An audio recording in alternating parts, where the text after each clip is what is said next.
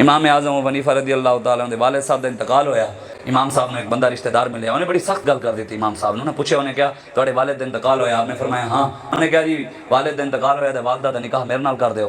امام اعظم ابو حنیفہ فرمایا میری والدہ عدت ہے، چاہے عدت مکے گی تے پیغام دیاں گا، اگر وہ راضی ہے تو مینوں کوئی مسئلہ نہیں۔ ایک ہے کہ آپ طور پہ آپ دی اکھاں وچ آنسو آ گئے، لوگ پچھوں نس کے آگے شور پا دے، انہیں کہا حضور تسی کی کیا؟ آپ نے فرمایا میں تے کچھ بھی نہیں آکھیا، کیوں کی ہویا؟ فرمایا حضور جویں تسی اس چوک تو گئے انہوں اوتھے ہی اٹیک ہویا، تھلے ڈگیا تے اوتھے ہی مر گیا۔